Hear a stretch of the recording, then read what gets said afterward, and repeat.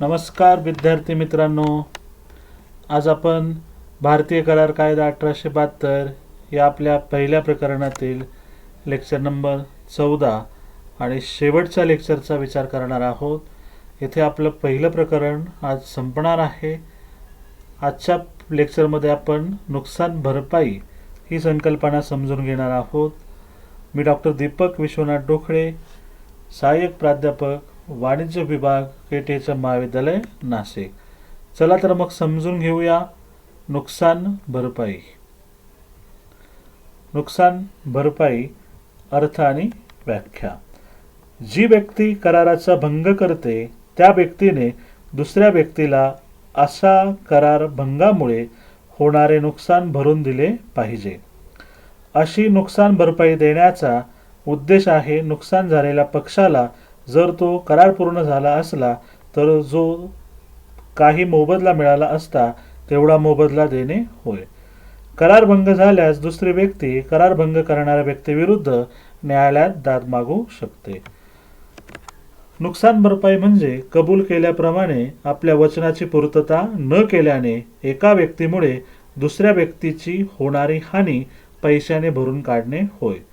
दोन व्यक्तींमधील कराराचा भंग झाल्यामुळे निर्दोष व्यक्तीचे झालेले नुकसान भरून काढण्यासाठी दोषी व्यक्तीकडून देण्यात येणारा आर्थिक मोबदला म्हणजे नुकसान भरपाई होय.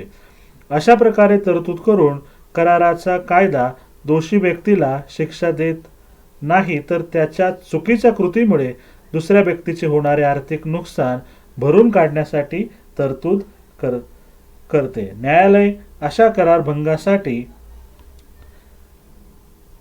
दोषी व्यक्तीला दुसऱ्या पक्षाला योग्य ती नुकसान भरपाई देण्यास भाग पाडते. केवळ नुकसान भरपाई करून देणे हाच यामागचा उद्देश असतो. नुकसान भरपाई म्हणजे कबूल केल्याप्रमाणे आपल्या वचनाची पूर्तता न केल्याने एका व्यक्तीमुळे दुसऱ्या व्यक्तीची होणारी हानी पैशाने भरून काढणे होय. केवळ नुकसान भरपाई करून देणे हाच यामागचा उद्देश असतो. भारतीय करार कायदा सन 1872 नुसार आपण नुकसान भरपाईची व्याख्या अशा पद्धतीने देऊ शकतो. यानंतर नुकसान भरपाईचे प्रकार. सर्वसाधारण नुकसान.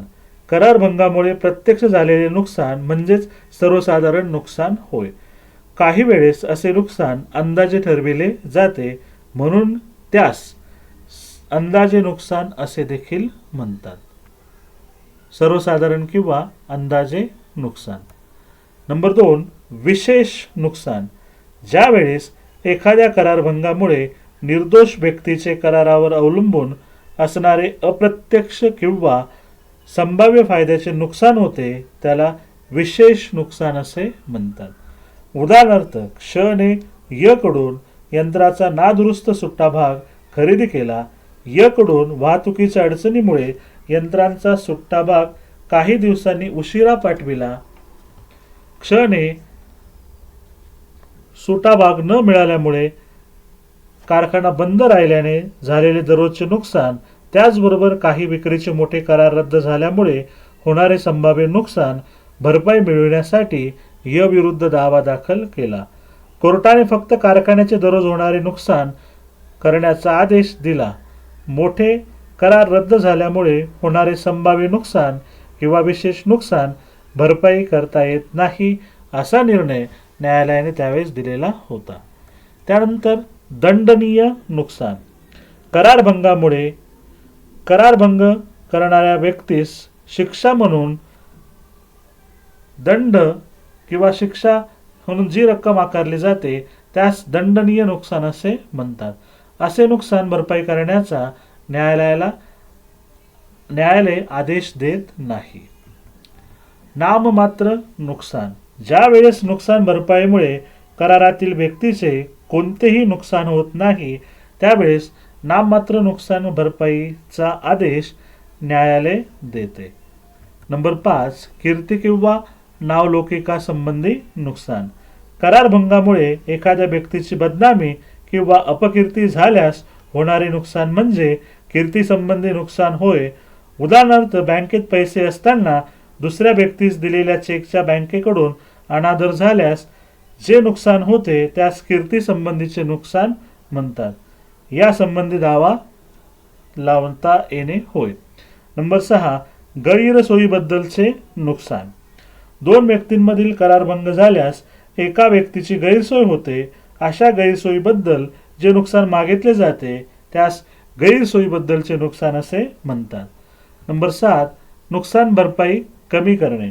करारभंगामुळे नुकसान झालेल्या व्यक्तीस करारभंगामुळे होणारे नुकसान कमीत कमी व्हावे यासाठी योग्य ती पावले उचलली पाहिजेत. ज्या ठिकाणी तो असे नुकसान टाळू शकत होता त्या ठिकाणी त्याला करारभंगामुळे होणाऱ्या नुकसानीसाठी भरपाई मागू शकत नाही. यानंतर नुकसान भरपाई निश्चित करण्याचे नियम आपण समजून घेऊया. करारभंग झाल्यामुळे एखाद्या व्यक्तीला होणाऱ्या नुकसानीची भरपाई करून देण्यासाठी न्यायालय जो आर्थिक मोबदला निश्चित करते त्यास नुकसान भरपाई असे संबोधले जाते. याचा उद्देश असतो, जर तो करार पूर्ण झाला असता तर समोरच्या पक्षाची जी परिस्थिती असते अशा परिस्थितीत व्यक्तीला आणण्यासाठी पैशाच्या स्वरूपात मोबदला देणे यालाच भरपाईचे तत्व असे संबोधले जाते. याचा मूलभूत आधार असतो व्यक्तीला झालेले आर्थिक नुकसान भरून देणे.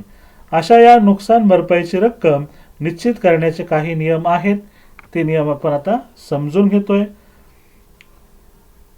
भारतीय कराराच्या कायद्यामधील कलम 73 मध्ये कराराचा भंग झाल्यास नुकसान भरपाई निश्चित करण्याचे नियम दिलेले आहेत.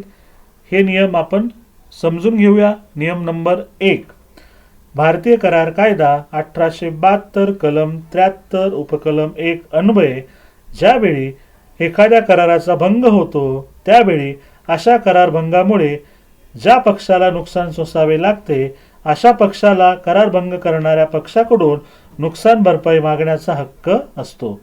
ही नुकसान भरपाई साधारणपणे अशा करारभंगामुळे होणाऱ्या नुकसाना इतकीच किंवा करार करण्याच्या वेळी ठरल्यानुसार करारभंगामुळे होणारे नुकसान भरून निघेल यानुसार निश्चित केली जाते.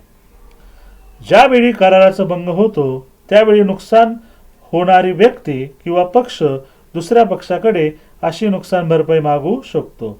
याचाच अर्थ असे नुकसान त्या करारभंगामुळे झालेले असले पाहिजे. यांनाच सर्वसाधारण नुकसान भरपाई असे म्हटले जाते. नंबर 2, नियम 2. यामध्ये नियम 2 कडे जाण्यापूर्वी नियम 1 चं उदाहरण आपण बघूया. क्ष हा य कडून 1000 रुपये क्विंटल प्रमाणे गहू घेण्याचा करार करतो. या गव्हाच्या प्रदानाची तारीख निश्चित केलेली नाही. मात्र नंतर क्ष य ला असे कळवितो की आता तो गहू स्वीकारणार नाही. त्या दिवशी गव्हाची किंमत असते 950 रुपये क्विंटल. या परिस्थितीमध्ये य हा श कडून दर क्विंटलला 50 रुपये भरपाई मिळविण्यास पात्र आहे. वस्तू विक्रीच्या करारामध्ये नुकसान भरपाईचे मोजमाप असते करारातील किंमत आणि करारभंगाच्या वेळी बाजारातील किंमत यांच्यातील तफावत. या तफावती एवढी किंमत करारभंग करणाऱ्या दुसऱ्या व्यक्तीस नुकसान भरपाई म्हणून देणे गरजेचे असते. नियम क्रमांक 2, भारतीय करार कायदा 1872 कलम 73 उपकलम 2 अन्वये अशी नुकसान भरपाई कोणत्याही अशा दूरच्या किंवा अप्रत्यक्ष नुकसानीसाठी देता कामा नये. नुकसान भरपाईची रक्कम निश्चित करताना न्यायालय त्या करारभंगामुळे त्या व्यक्तीचे त्यावेळी किती आर्थिक नुकसान झालेले आहेत हे लक्षात घेते. अशा नुकसान भरपाईची रक्कम योग्यरित्या निश्चित केली पाहिजे. त्या करारभंगामुळे भविष्यात त्याचे किती नुकसान होईल हे विचारात न घेता त्यावेळी त्याचे किती नुकसान झालेले आहे यावरून ही रक्कम निश्चित केली जाते. नुकसान भरपाई ही दूरची आहे असे ठरविण्यासाठी त्या व्यक्तीचे झालेले नुकसान हे त्या भंगाचा थेट परिणाम नाही असे सिद्ध करावे लागते.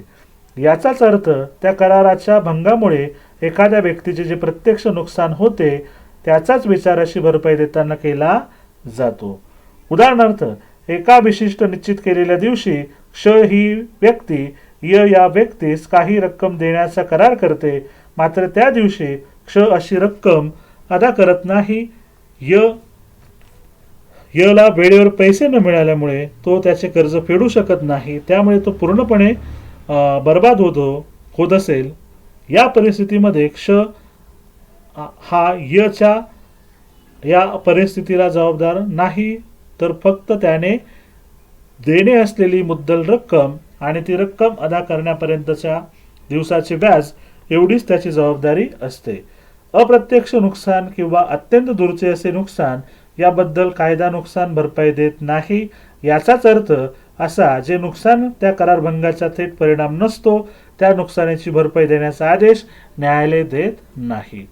नियम क्रमांक 3, करारभंगामुळे होणारी नुकसान भरपाई निश्चित करताना अशा प्रकारे करारभंग झाल्यामुळे निर्माण झालेली गैरसोय किंवा नुकसान भरून काढण्याचे उपाय विचारात घेणे गरजेचे असते.